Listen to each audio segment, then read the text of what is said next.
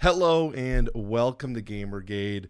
My name is Bryan, and today I want to have a conversation about our industry and why we should expect more from the publishers of which we are buying our lovely board games from. If that sounds like something you want to talk about, stay tuned for that. Let's just go and hit it.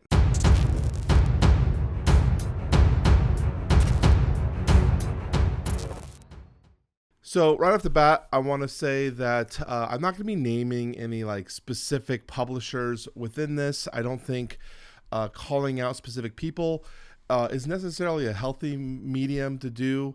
But I do think there's a lot of issues within our industry, especially what I deal with, which is mostly Kickstarter product, that I think I am very upset with and just getting fed up with how things are handled within our industry. Again, this is not a statement saying that this is every publisher does this. I just think it's a common occurrence.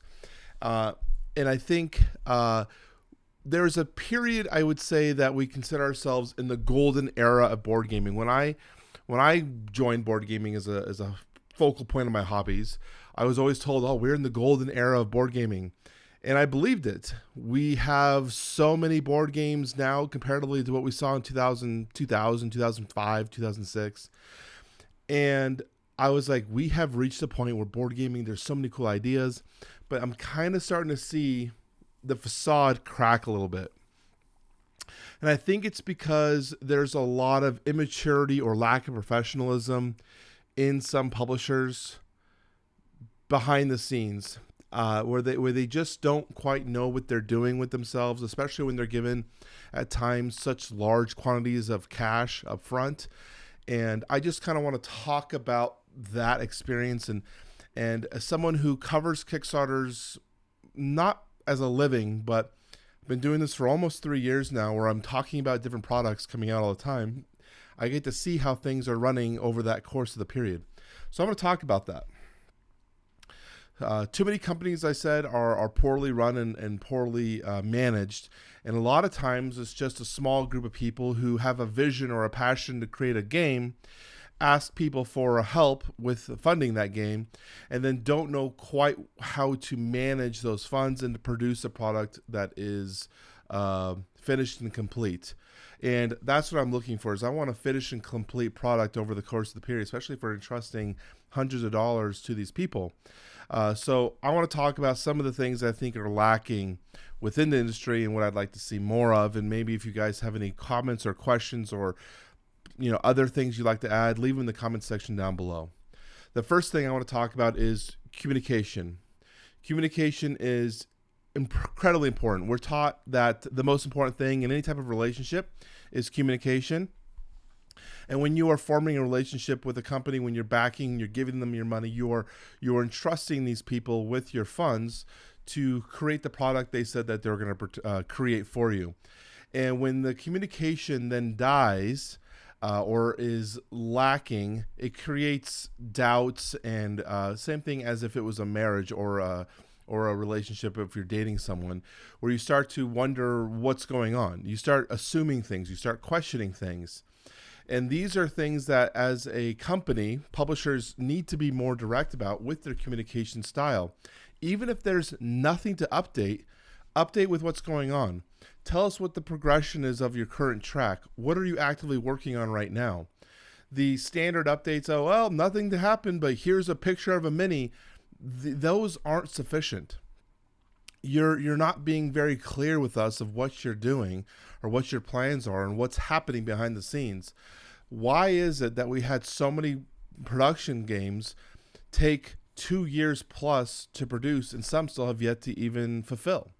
What are you guys doing on the back end to make things happen?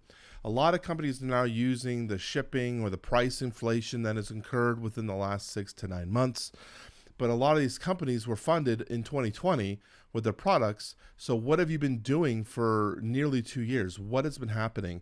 We need better communication regarding that. One of the things that really frustrated me, I was reading another publisher's update, and they start using terms like logistics and preparation and logistics. And it's like, what does that mean? stop using key terms, stop using industry jargon, and be clear what you mean by these things. When you're discussing logistics, are you talking about the shipment, the freight, the transportation, the warehousing? What's happening? Tell us what's going on. That way, as a backer, I have a clear understanding of what's happening with my product. That way I know if I'm going to receive it or if there's something going on in the end. I think this leads into my second thought with communication is a lot of companies like to wait until they are in a real bad spot, which means they have basically exhausted all of their resources that they can think of, and now they're in a spot where they need to ask us for money. We're getting to a lot of situations now where you're seeing companies asking for additional funds to complete their shipping and their freight. I think a lot of people are upset about that because of the way it's being handled by the publishers. If the publishers had been more upfront through the entire process, saying, hey, so we are in the middle of manufacturing, things are looking good, we're going to have manufacturing according to our schedule by the end of December, and then we are going to be looking at getting a boat scheduled for February. And then maybe when January comes around, say, hey, okay, so the freight boat liner that we've got lined up, it's about $15,000 per container more expensive than we were calculated. At least as people are aware that things have been moving along and we're not just being dropped on the ball on us as if, hey, by the way, you might not have known, but yeah, there's shipping increases and I know you guys need to be aware of it, but we need money now. Otherwise, you're not going to get your game. It just seems like a poor way of doing it. And I understand that the companies do have increases of cost. So don't take this video of me talking about this saying that I'm not understanding of the situation these companies are in. I'm very well aware of the situation they're in. My industry that I work in full time in real life deals with shipping and manufacturing and production issues all the time, so I'm well aware of what's happening with this current situation. But I also think that there's a lack of professionalism in terms of how these companies relay the information to us or are being proactive. And I think that's the other part. I want to see more proactive communication. If you are running into situations where you have something happening, where something is occurring that's going to be a roadblock or something that's a problem, instead of just saying this is the problem, I want to know what you're doing to actively fix it. What are you going to do to solve your problem? I'm not going to name a name of another company, but there's one that basically said, we're out of money and we don't have your cash. We don't have the cash to send your game. So we promise you'll get your game. We just can't say when. What are you doing to earn cash? What is the game plan? When can I expect it? Can I, as a backer, pay a little bit more to get my game shipped? Is my game sitting somewhere in a warehouse? These are things I'd like to know, but they just kind of like, they just don't let you know enough. And I think that's because they're either scared of the response, scared of the unknown. And I think a lot of companies don't be proactive is because they're hoping it'll solve itself. I know a lot of companies with the shipping crisis when cargo containers were costing $25,000 or $30,000, instead of letting backers know, hey, we're not shipping right now because of the cost of the product, they were just saying, we're waiting. They're waiting for the cost to come down. In the meantime, they're incurring holding fees and storage fees while their product sits on a pallet somewhere. And then they're hoping that this problem is going to resolve. Again, be clear with backers. Let us know what's going on. That way we can know exactly where we're at. The other part that I want to talk about, not just communication, is quality control. Quality control has been so poor, I feel like, lately, that it's almost like a given or something to expect. What I mean by that is, again, I mostly deal with Kickstarter products, but it's Kickstarter games that are coming in half-baked. Most of the time, these games will have beautiful minis and aesthetics. The game will look incredible, but as you start reading the rule book, you'll see misspellings or contradictory statements or things that don't make sense, imbalanced characters, just in general, poor quality control. And then being told a month or two later after fulfillment, hey, we know we should have had our game, spent some more time in production. We made some mistakes. We are going to hire an editor. We're going to hire a project manager to handle these things. It's like, what were you doing before? We gave you $400, $500, $1 million to produce this game, and you haven't even taken the time to get it edited, to get it proofread, to make sure the game is balanced with everything that you're doing with it. Being told that, oh, we're going to do a second edition is never fun. A game that I love, I don't want to name names. I hate it. I hate naming names. But a games that I love, coming out and saying, hey, here's a second edition, it really does stink, because now as a backer, I have to invest more money. One that I will name, because I've been very vocal about it, and it's what kind of started me down this path of being kind of cynical at sometimes, was my Joan of Arc game that I spent a lot of money on from Mythic Games. And when it arrived, it was dead on arrival. The game was just so poorly designed and played that it was just a waste of money. And it's like, man, I invested over $400 in this game that just sits on my shelf.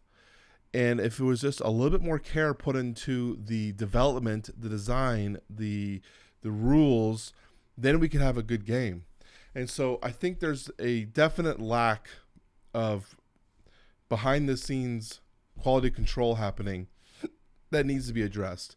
And then when you play a game that is managed well, when you have a company that has a stellar production staff behind them that takes the time to play test their game, ship it to different people to get independent play testers, that drives me nuts. Why don't companies get more independent play testers? You need to get outside your box, get outside your little production bubble, find people that are willing to play your game. There's plenty of people that will play for just a copy of the game. You don't even have to pay them. Just give them a copy of the production game. I know people who do it for free. But you need those people to play your game so they can tell you what's wrong with it. They can tell you what's happening. There's other games I've played that I've played myself for review, told the company, hey, these are some problems that need to be addressed. The game needs some work on XXX or whatever. And then see it ship and there's no changes. It just makes you wonder, do they even care? Why do they even ask your opinion? What is it? Maybe your opinion doesn't matter. I don't know.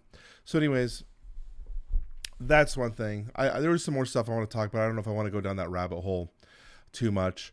Really, I just want to say I'm very disappointed lately with how the industry has been shaping up, with, I think, a lot of money being infused into our industry without people having a very good sense of being business people, and then not knowing what to do with all this money, and then kind of floundering a little bit.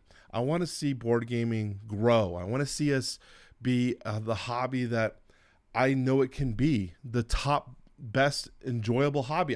I'm still surprised at how little people are aware of the space that we're in. This hobby is an incredible experience. I don't know why the more people don't enjoy gathering on a table playing board games. I know there could be a space for this to be as big as you think it could be. But I think the companies have to catch up a little bit and clean their acts up a little bit. Make sure that they are acting in good faith, doing everything to the best of their ability.